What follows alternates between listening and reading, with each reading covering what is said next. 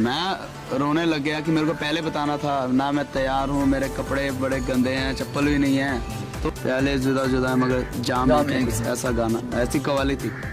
तो वो मैं जुलूस में वो रेडी के ऊपर जैसे जुलूस निकलते हैं तो रेडी पे खड़ा होकर गा रहा था। और उसके लिए अभी भी इनकी दिलेरी वही है, ये अपनी परवाह नहीं करते, दूसरे का ठीक कर देते काम।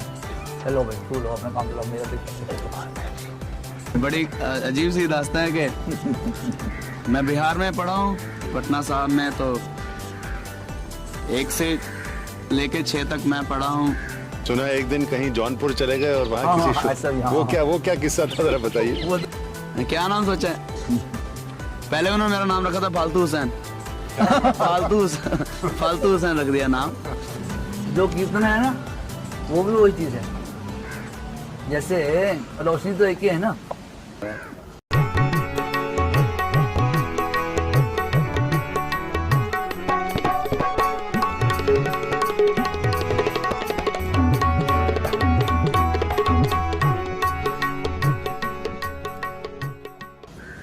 ये मेरे ख्याल से यही इसी तरह का संगीत दिलेर ने अपने छुटपन में आपसे सुना होगा। जी हाँ, यही आवाज ही उनके कान में पड़ती रही जब से, समझो शुरू से, बचपन से ही। तो संगीत को इनका कानों में यही बसा हुआ है शुरू से, और कोई काम जो था ध्यान में आया ही नहीं ना। आप कैसे कीर्तन में आए और इसका क्या महत्व है? हमारे ऐसा है, ये पहले हमारे फादर जो मेरे पिताजी जी वो कीर्तन करते थे। अच्छा, कहाँ पे? वैसे अपने गांव में रहते हैं हम लोग, पंजाब में। तो ऐसे माने शौकिया तौर से वो करते थे, कीर्तन करते थे जी।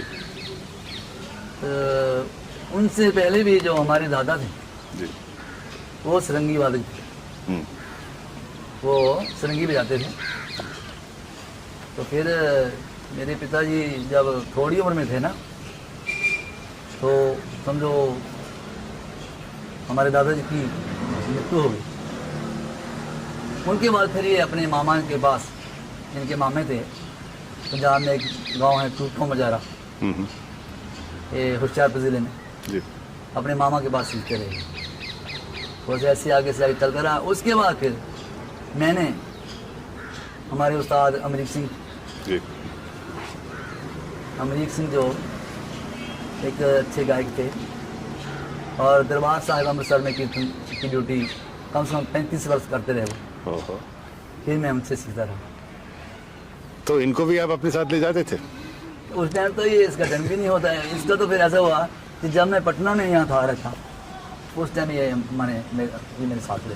वो तो जबरदस्ती इसको उठा के आपको ले जाते थे मेरे ख्याल से? नहीं, इसको शौक ही था वो। अच्छा। हाँ, बचपन में इसको ज़्यादा ये गाना जो है ना, जो है जो बेशक मंदिर मस्जिद तोड़ो, बुल्ले शाह कहता, पर प्यार भरा दिल कभी ना तोड़ो, हैं इस दिल में दिल में रहता है। इस गाने का इनको बहुत ही शौक था।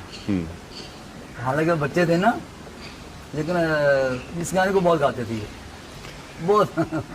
मगर ये पब्लिक के सामने गाने का शौक उस समय से कुछ पैदा हुआ, आपको नजर आया था? पब्लिक सिर्फ जब हम पीछे में बैठते थे ये साथ, तो उस टाइम भी गाते थे। बाकी पब्लिक के सामने फिर ऐसे जैसे शौकिया तौर से धीरे धीरे। सुना एक दिन कहीं जौनपुर चले गए और वहाँ किसी वो क्या किस्सा था, जरा बताइए। वो तो हमारे को पता भी नहीं जब गए, हमारे को बिना बताए। अच्छा। उस टाइम हम बनारस थे। अच्छा, हुआ क्या? हुआ जा हमको तो पता नहीं, फिर इनके जो बड़े भाई हैं वो ही, उन्होंने पता लगाया कि कहाँ गए। हम सोचा कि कहीं घूम गया है। ओह। गए वहाँ। अच्छा, वहाँ पे परफॉर्मेंस कर रहे थे कहीं पे। तो इसका क्या महत्व है आपको लगा, मतलब आप कुछ कहना चाहेंगे कि कुछ ये जिस तरह से वो गाएंगे या गा रहे हैं, अपनी जिंदगी में उनको क्या करना चाहिए अभी आगे के लिए?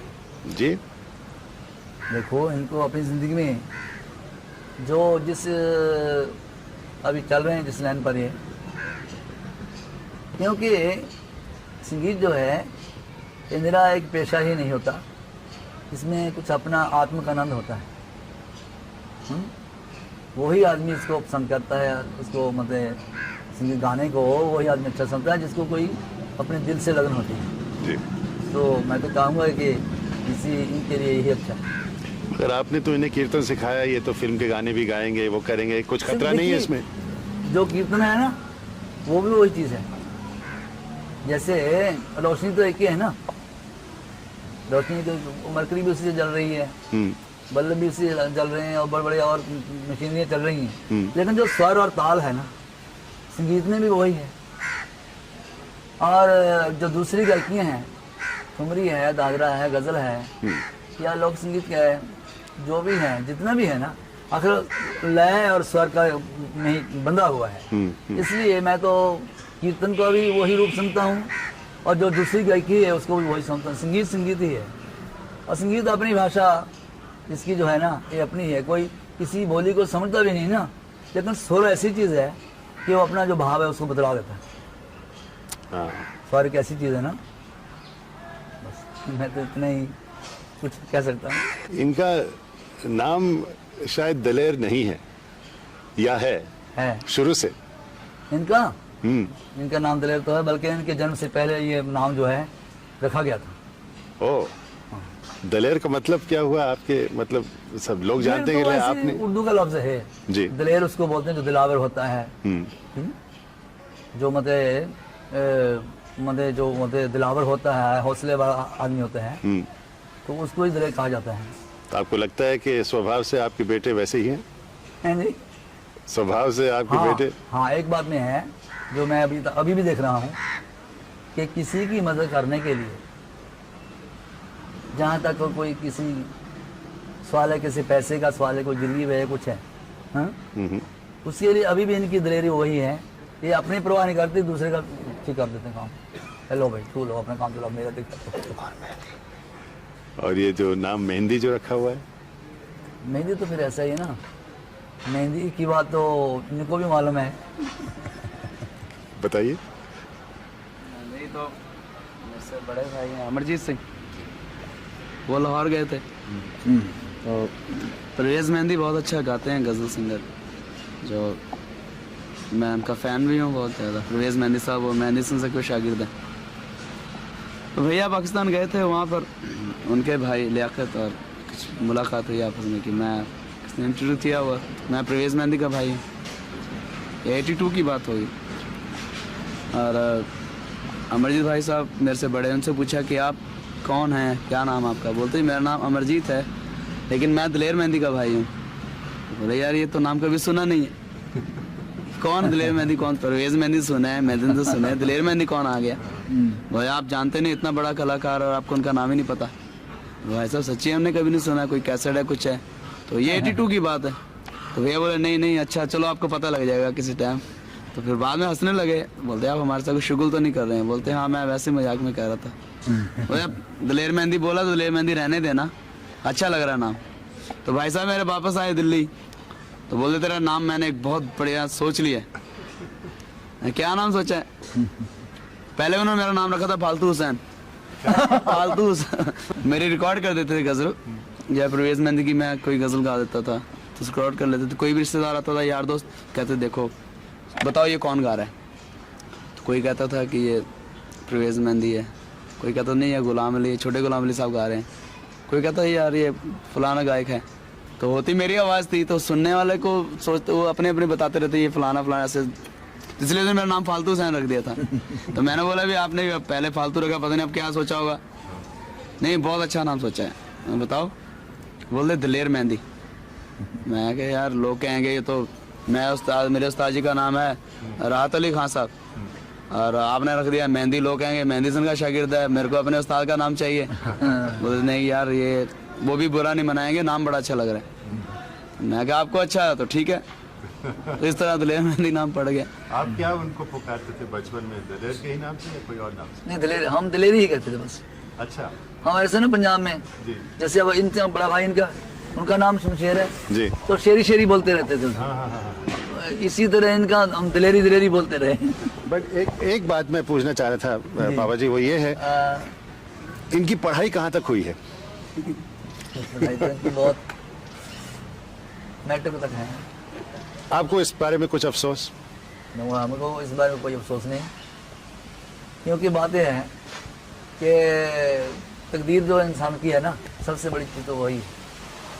बात तो है। हाँ, जैसे बुल्ले शाह ने कहा है, हाँ, और कहते ने इल्मो बस करियो यार, ज्यादा इल्म पढ़ना जो है ना, इल्मो बस करियो यार, कहते इल्म ने कई ख्वार, ज्यादा जो है ना, तो इसी तरह गुरबानी में भी आता ही है भाई, पढ़ पढ़ गड्डी लद्दी है, पढ़ पढ़ पढ़िए साथ। ज्यादा पढ़ाई लिखाई जो है ना, दरअसल हमारे जो गाने वाले होते हैं ना, ज्यादा उसकी गहराई में बहुत कम जाते हैं। बहुत से आपको मिलेंगे ऐसे। बढ़िया सर, बहुत अच्छा। आप कुछ कहना चाहेंगे इस मामले में? मैं पढ़ाई के बारे में, पढ़ाई के बारे में बड़ी अजीब सी दास्तान है कि मैं बिहार में पढ़ा हूँ, पटना साहब में, तो 1 से लेके 6 तक मैं पढ़ा हूँ हिंदी मीडियम और थोड़ा संस्कृत साथ में, गुरगोजन स्कूल था। फिर एक और स्कूल बड़ा अच्छा था, सेंट जोसेफ एकेडमी, वो जरा इंग्लिश मीडियम था, क्रिश्चियन स्कूल था। तो जुलूस में मैं गा रहा था, तो एक कवाली होती थी कि अल्लाह कहो या राम कहो, हाँ, नाम एक है, प्याले जुदा जुदा है मगर जाम एक है, कुछ ऐसा गाना, ऐसी कवाली थी। तो वो मैं जुलूस में, वो रेडी के ऊपर जैसे जुलूस निकलते हैं, तो रेडी पे खड़ा होकर गा रहा था और चलता जा रहा था। तो वहाँ पे जो प्रिंसिपल साहब थे उस क्रिश्चियन स्कूल के, उनको बड़ा पसंद आया, आवाज़ वगैरह अच्छी लगी होगी। उन्होंने फिर पता किया कौन से स्कूल में है, तो उनके एक ढिल्लो होती थी, बड़े ढिल्लो मशहूर थे पटना साहब के। हाँ, तो मैडम होती थी उनकी ढिल्लों की, बख्शी ढिल्लों ऐसे थे, बहुत अच्छी है वो टीचर होती थी, वो उस क्रिश्चियन स्कूल में होती थी। तो उन्होंने बोला कि हम चाहते हैं कि इस बच्चे को वहाँ पढ़ाया जाए। तो मम्मी के साथ उनकी बहुत दोस्ती थी, तो बोला आंटी जी आप इनको भेज दो ना उधर। तो बोलते ठीक है, कल सवेरे सवेरे ले जाएंगे इसको। मुझे याद है कि मैं खेल रहा था, वैसे ही चप्पल वप्पल भी नहीं थी पैर में, तो खेल रहा था। तो आए वो, मुझे बैठो रिक्शे पे चलो। तो मैं कहाँ जाना है? बोलते वहाँ देखो, तुम पहले बैठो। ले गए, बोलते वहाँ बच्चों को भंगड़ा सिखाना है स्कूल में, मेरे को बोलते। हाँ, तो मैं रोने लग गया कि मेरे को पहले बताना था ना, मैं तैयार हूँ, मेरे कपड़े बड़े गंदे हैं, चप्पल भी नहीं है। तो बख्शी ढिल्लों जो थे वो बोले कि बेटे देखो तुम्हारे कपड़े से कोई लेना देना नहीं, बड़े प्यार से समझा रही थी मेरे को। मैं छोटा तो रो ही रहा था कि कुछ सच समझ के जाना है। ले गए वहाँ पे, फिर बोलते ही भाई सिखाओ, तो भंगड़ा सिखाया बच्चों को, थोड़ा सा जैसे भी आता था। तो प्रिंसिपल साहब ने कहा भी हमारे स्कूल में ही पढ़ेगा ये। अब वहाँ पे क्योंकि हमारे तो इंग्लिश शुरू होती थी जाके 6वीं के बाद, हम सरकारी स्कूलों में शायद अभी भी यही होता होगा कि 6ठी क्लास के बाद पे ABCD शुरू सिखाते करने, एप्पल और ये सब। तो वहाँ पहली से शुरू हो रहा मामला। तब क्या करें, तो पढ़ाना है यहाँ पे। तो मम्मी बोले ठीक है, जैसे आप के दोनों संत रूप थे, माँ बाप तो बहुत अच्छे मिले थे, करो जो करना है। तो उन्होंने मुझे फिर पहली में डाल दिया। पहले मैं 6ठी वहाँ पढ़ रहा था, फिर पहली में उधर डाल दिया मेरे को। और 1 से लेकर 6 तक फिर मेरे को वो पढ़ाई चली मेरी, इंग्लिश मीडियम। तो 12 हो गई ऐसे, तो पापा ही मैटर कह रहे हैं, पर 1 से 6 ही चला, उससे ज़्यादा पढ़ा ही नहीं हूँ मैं। हेलो, हाँ जी।